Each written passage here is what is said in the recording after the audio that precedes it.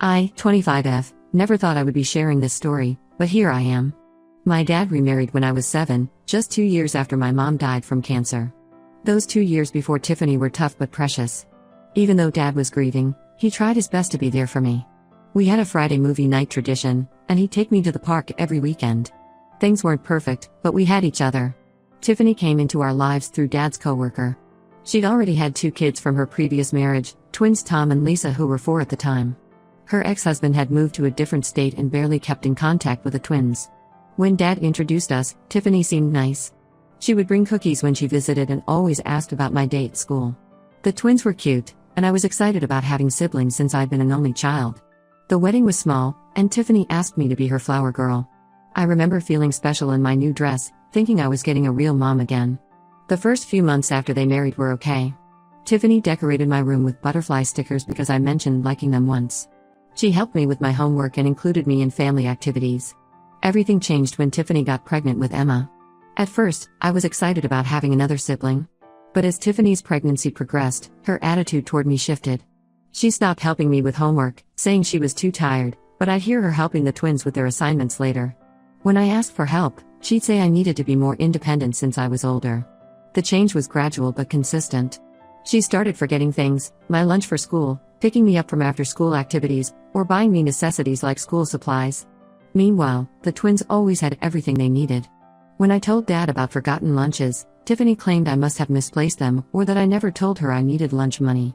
I still remember my first band concert in 4th grade. I had practiced my clarinet for weeks and was so excited to perform. Dad promised to come, but Tiffany told him last minute that Tom had a stomach ache and needed someone to stay with him. Dad missed my concert to stay home with Tom, who was miraculously better the next day and playing in the yard. When I got upset, Tiffany said I was being selfish and should care more about my brother's health.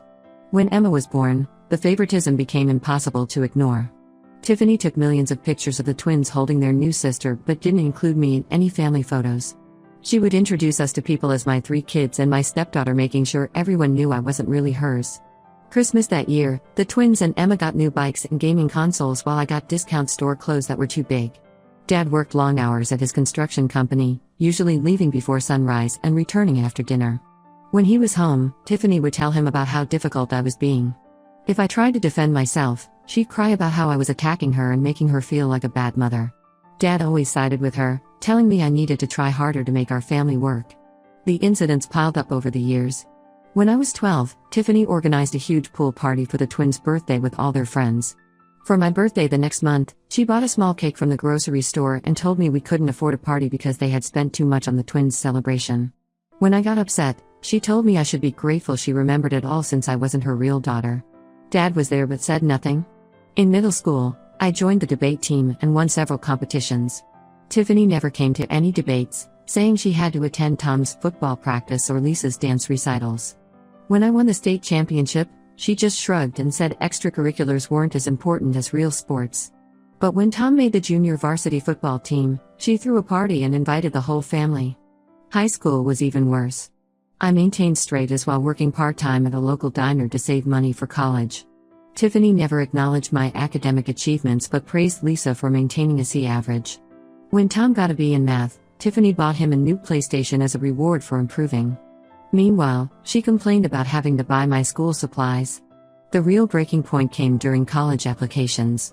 The twins and I were in the same grade since they had started school early. I worked hard and got accepted into several good universities with partial scholarships. The twins got into private colleges with average grades and no scholarships. That's when Tiffany convinced Dad they should pay full tuition for all 3 of her kids while telling me to take loans because that's what builds character. I overheard them arguing about money one night. Dad mentioned they couldn't afford 3 full tuitions, but Tiffany insisted her kids deserved private education. When Dad brought up helping me too, Tiffany said I could handle loans since I was so independent anyway. She argued that the twins needed more support because they weren't as academically inclined as me, and Emma would need private school too in the future. They found money for everything else though. Lisa got a new car for getting her license, while I took the bus to my part-time job. Tom got expensive football training camps and new equipment, but I had to buy my own textbooks. Emma was enrolled in every possible after-school activity, while I was told to focus on working since college would be expensive. I moved out for college, taking loans and working 2 jobs to make ends meet. Tiffany's favoritism continued even then. She would post photos of family vacations I wasn't invited to, share proud updates about the twins' college life, and talk about how blessed she was to have 3 amazing kids, never mentioning me. When relatives asked about me, she'd say I preferred to be independent and didn't want to be part of family activities. I graduated last year with honors but also with significant debt. I found a good job in marketing and moved to a different city, limiting contact with them to occasional texts on holidays. I thought I had finally escaped the drama until last week when Dad called. Apparently, Tiffany lost her job, and they're struggling financially. The twins have graduated but can't find jobs in their fields, and Emma's private school tuition is due. Dad asked if I could help the family out since I'm doing well now. The irony of them asking me for money after years of financial favoritism isn't lost on me. Tiffany, who always made sure I knew I wasn't really her daughter, now wants me to step up as family. Dad, who let her discriminate against me for years, expects me to forget everything and help. The twins, who benefited from my mother's money without my knowledge, need my support. I haven't responded yet, but I'm leaning towards refusing. Am I wrong for wanting to let them deal with their own problems? Update 1 first, thank you everyone for the supportive comments. A lot has happened since my last post. After Dad's call, I decided to dig deeper into their financial situation. What I discovered was far worse than I imagined. I started by reaching out to my Aunt Jane, Dad's sister, who still lives in my hometown. We were close when I was younger, but Tiffany always made excuses for why I couldn't visit her after she remarried. Now I know why. Aunt Jane had been trying to tell Dad about Tiffany's behavior for years, but he always dismissed her concerns as family drama. Over coffee last weekend, Aunt Jane revealed the shocking truth: Tiffany had been fired for embezzlement from her accounting firm. She'd been taking money for years to maintain their lifestyle and pay for the kids' expenses. The company discovered the theft during a routine audit and is now pressing criminal charges. We're not talking about small amounts either. Aunt Jane estimated it was close to $200,000 over 5 years. The real financial situation is much worse than Dad admitted. They're not just struggling, they're facing potential bankruptcy. The twins moved back home because they couldn't afford their apartment rents, despite working retail jobs. Emma might have to leave her prestigious private school where Tiffany bragged about paying $30,000 a year in tuition. They're behind on their mortgage payments, and Tiffany needs money for legal fees. But what really knocked the wind out of me was what Aunt Jane revealed next. When Mom died, she left a substantial college fund for me. I had no idea this existed. Tiffany convinced Dad to use that money for the twins' college instead, claiming that since I was getting a partial scholarship, I didn't need it as much. They never told me about this fund. I took out loans and worked multiple jobs to pay for college, while my own mother's money paid for my step-siblings' education. I spent several days processing this information before I confronted Dad over the phone. At first, he tried to deny everything. When I mentioned Aunt Jane had shown me Mom's will, he broke down. Through his tears, he admitted everything: how they used my college fund, how Tiffany had been stealing to maintain appearances, how the twins had actually dropped out of college after 2 years but they kept paying their tuition, which the twins spent on traveling and shopping. The revelations kept coming. The twins knew about my college fund the whole time. They knew they were spending my inheritance while I worked as a waitress and took out loans. Tiffany had convinced them they deserved it more since their own father had abandoned them. The expensive spring break trips they posted about on social media, making sure I saw their luxurious vacations while I worked double shifts? That was my money. Tiffany got on the phone after Dad's confession. Her tone shifted between crying and manipulation. She talked about how she did everything for her family, how she didn't mean to hurt me, and how she needs my help now more than ever. She claimed she saw me as her daughter too, despite years of treating me like an outsider. When I brought up the college fund, she said she was just trying to be fair since the twins didn't have any inheritance from their own father. The twins have been blowing up my phone with texts and calls. Tom sent long messages about how we grew up together and should stick together as siblings. Lisa posted vague social media updates about family loyalty and being there in hard times. Both conveniently forgot how they watched me struggle through college while spending my inheritance on parties and trips. Aunt Jane shared more details about Mom's final months. Mom had worked extra hours and saved aggressively, knowing she was terminally ill, to ensure I would have money for college. She had written letters to me about her hopes for my future and her plans to secure it. Tiffany and Dad used that money my dying mother saved for me, to fund the twins' failed college attempts and Emma's private school. I'm still processing all this information. Finding out about Mom's college fund hit me harder than I expected. I've spent years paying off student loans for money that should have been mine. Every double shift I worked, every meal I skipped to save money, every time I had to choose between textbooks and groceries, all while my own mother's savings sat in the twins' bank accounts. Some relatives are suggesting I take legal action about the college fund, but I know it would probably be pointless now given their financial situation. The money is gone, spent by the twins on their lavish lifestyle that they made sure to document on social media. Every vacation photo they posted, every shopping spree they bragged about, it was all funded by the mother I lost. Tiffany's preliminary court hearing is next month. She's facing serious charges, and their lawyer has advised them to prepare for the worst. Dad keeps calling, alternating between apologizing for the past and asking for help with legal fees. The twins suddenly want to reconnect with their sister now that they need financial help. Emma, who Tiffany trained to ignore me at family gatherings, now calls me Big Sis in her texts. I haven't decided how to respond to any of them yet. Part of me wants to let them face the consequences of their actions. Another part feels vindicated that karma finally caught up with them. The hardest part is processing Dad's role in all this, how he let Tiffany steal not just my present, but also the final gift my mother left for me. I'll update again after Tiffany's hearing. Right now, I'm focused on processing everything I've learned and figuring out my next steps. The one thing I know for certain is that I won't be helping them financially. They spent years ensuring I knew I wasn't really family. I don't see why that should change now that they need money. Update 2: Things have escalated significantly since my last update. After discovering the truth about my college fund, I consulted a lawyer friend who specializes in estate law.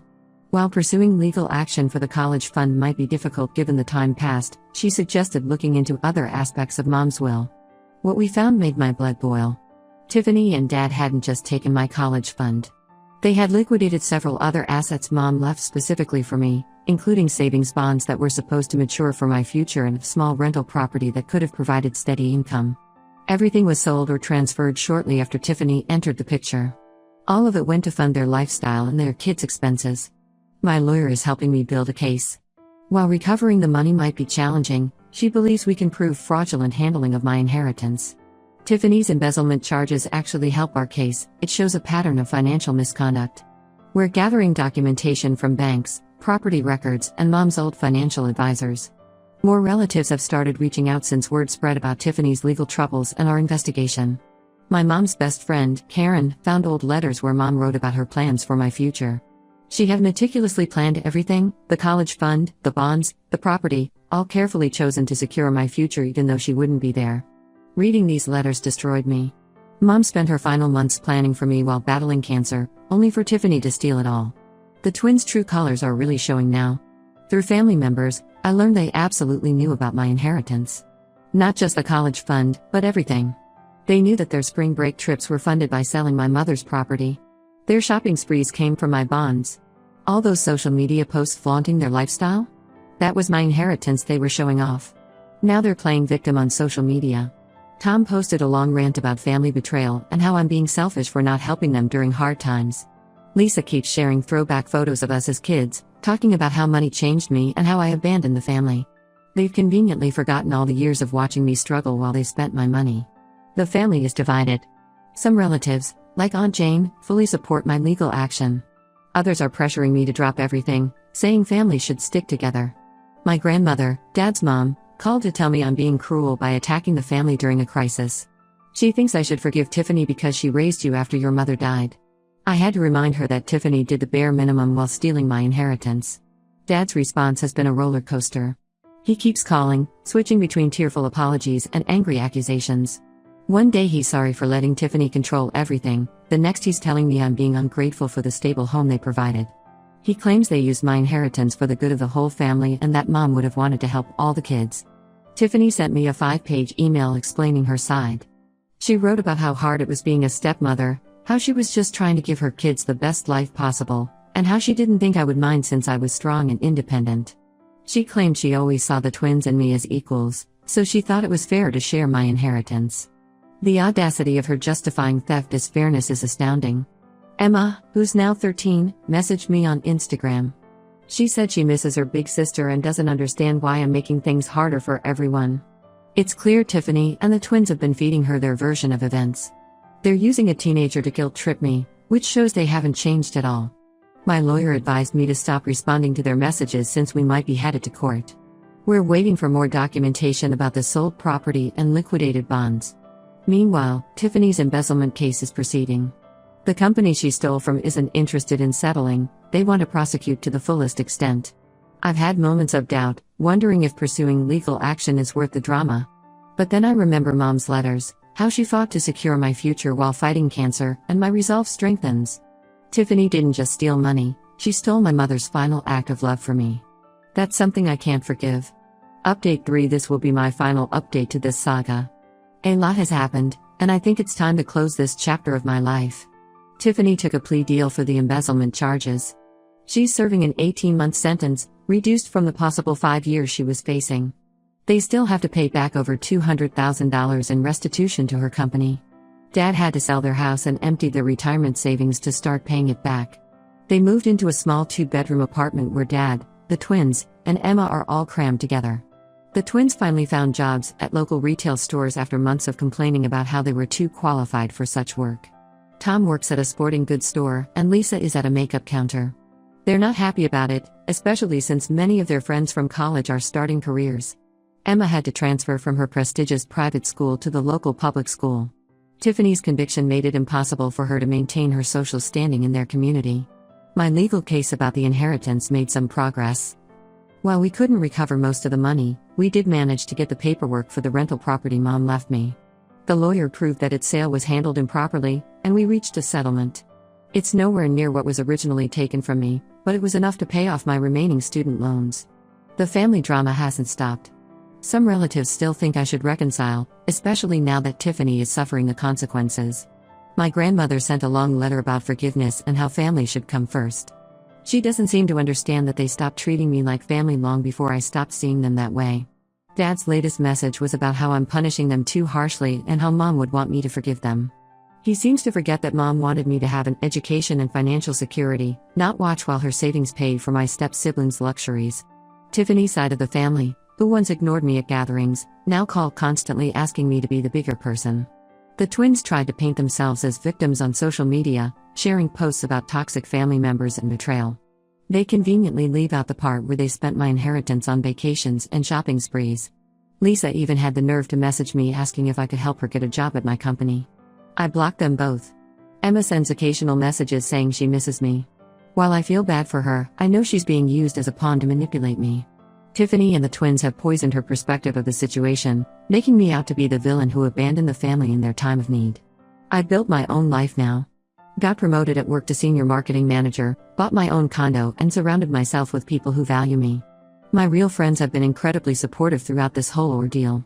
Sometimes I think about the life I could have had with Mom's inheritance, graduating without debt, starting my career without the stress of loan payments, maybe even running that rental property as passive income. But I'm proud of what I've achieved on my own. Last week, I visited Mom's grave for the first time in years. I told her everything that happened and promised to live the life she wanted for me, even if it's not exactly the way she planned it. Their karma caught up with them, and I feel no obligation to help fix their self-created problems. Some family members call me cold for this stance, but I've learned that real family doesn't steal from you and then expect forgiveness when they get caught. So that's it. No happy reconciliation, no forgiveness arc, just me moving forward with my life while they deal with the consequences of their choices. Sometimes the best family is the one you choose for yourself.